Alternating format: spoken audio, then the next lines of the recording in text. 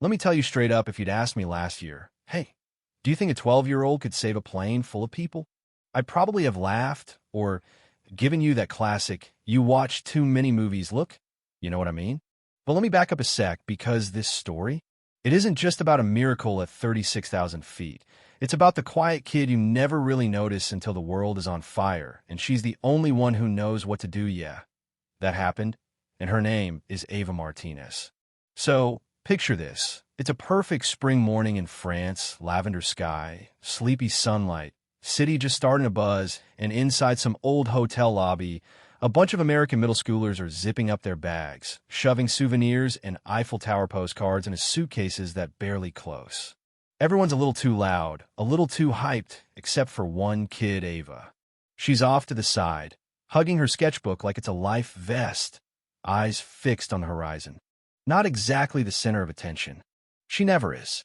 While her friends dream about TikTok views and showing off Paris keychains back home, Ava's thinking about engines, airports, the science of flight, the kind of stuff most 12-year-olds don't even pretend to understand. I mean, Ava, she doesn't just love airplanes, she breathes them. Her teachers see her doodling jet engines at lunch, muttering about thrust and drag, her head always in the clouds, literally. That morning, as the class piles into the bus to Charles de Gaulle, she's tracing the cross-section of a Boeing engine she drew the night before. Just something told her to, like a gut feeling, but she can't explain why. Fast forward, they get through airport chaos, security lines, duty-free chocolate, you know the drill.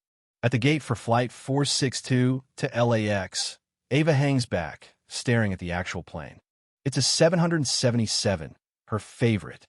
There's this weird pressure in her chest. Not fear, just anticipation. Like something's about to happen, and she's the only one who feels it. MS. Rivera calls the group, and the moment's gone, or so she thinks. Cut to the plane. Lights dimmed. Everyone finding that half-sweet, half-uncomfortable groove you get on long flights. The engines hum. Trays click. Some folks already dozing, others scrolling through movies or texting goodbye to Europe. No one knows that in the cockpit, everything's about to go sideways. Captain Everett's steady, quiet. The guy you want up there suddenly slumps over, eyes closed, not moving. His co-pilot, Ramirez, tries to wake him, gets nothing. Hits autopilot, calls for help. The flight attendant goes pale, grabs two passengers with medical backgrounds, a paramedic named Jordan and a retired nurse, Elaine, who hustle to the front. They can't wake the captain, try oxygen, CPR, nothing's working. And then Ramirez starts to go out too, slurring his words, eyes glazed, just drops, his head hitting the console. 1 second, you have two pros at the controls. Next second, nobody. That's when you know this isn't just a bad dream. This is full-blown chaos. Jordan and Elaine are sweating, shaking, trying to figure out what's wrong, until Jordan notices a red warning. Cockpit oxygen system failure. They open the doors, try to circulate air, but the pilots are totally out. So now, flight attendant Emily has to make an announcement no one ever trains for. Her voice is shaking. Both our pilots are unresponsive. If anyone has flight experience, please come forward. And just like that, the whole cabin goes silent, except for some guy asking, wait, so who's flying the plane? And a woman whispering prayers. Panic's building. Phones are out. People are crying. Nobody's in control. Then this little voice pipes up from row 9. I play flight simulators. Heads whip around. It's Ava, skinny, in a hoodie, braids pulled back, standing like she's bracing for a storm. Emily blinks, asks if she means like games. Ava's not backing down. Real ones. My uncle's in aviation. I know the controls. I know how this works. Nervous laughter, but Jordan, the paramedic, shrugs. Let her try. Got any better ideas? They lead her into the cockpit, and I swear, she doesn't even flinch. She just slides into the seat, puts on the headset. And this is where it gets unreal. Air traffic control comes on calm, steady, and starts talking her through. Ava, you're doing just fine. We'll help you every step of the way. She checks the autopilot, reads the instruments, keeps her voice steady, even as her hands start to shake. She asks about fuel, asks about landing, doesn't pretend to be braver than she is. And for an hour, This 12-year-old is the only thing keeping 200 souls in the sky. There's this moment when she starts the descent. Air traffic tells her when to throttle back, when to lower the gear. Cabin's dead quiet except for prayers and a grown man sobbing, realizing a kid is flying them home. Ava lines up the plane, follows every instruction, and somehow, against every odd, she lands it. Not perfectly, but safe. Wheels hit the runway.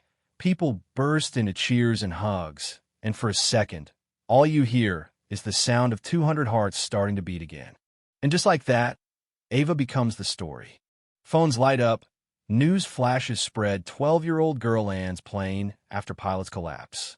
Every major outlet in the world is talking about her by the next morning. News vans crowd her street. Neighbors bring coffee, reporters camp out. But inside, Ava's just this overwhelmed kid curled up on her mom's shoulder, asking, "Why does everyone care?" Her dad says, "Because you did the impossible." She shrugs. She never wanted the spotlight, just wanted to help. A week later, the White House calls. She gets an envelope, an invitation. The whole family's flown to D.C., swept into a whirlwind of camera flashes and ceremony. Ava walks through those famous halls, her heart pounding, feeling like she doesn't quite belong, until the president shakes her hand, looks her right in the eye, and tells her, "You saved lives. You showed us what courage looks like." Then he pulls out a box with a medal, awards her the National Medal of Honor for Civilian Valor. And then, yeah, I'm not kidding, announces a $40 million reward and a full scholarship to any school she wants anywhere in the world. The room erupts. Her mom is sobbing. Her dad can't breathe. And Ava? She just feels calm for the first time in weeks. But fame is a weird thing. School holds an assembly. Kids treat her like a celebrity. She gives speeches, travels the world, gets letters from passengers whose lives she saved, from kids who want to be like her. But through it all, she stays Ava. Still draws airplanes at night. Still calls her grandma. Still sneaks toast to the dog when nobody's looking. And you know what the craziest part is? It's not the money or the medal or even the fact that she landed a 777. It's the way she changes people. At her old school, she tells her classmates, "I wasn't the smartest, wasn't the bravest, but I did what I knew when it mattered." You can too. She inspires other kids, the quiet ones, the overlooked ones, to believe maybe they could do something big too. Last I heard, she still gets invitations from NASA, from top universities, from anyone who wants a piece of the miracle girl.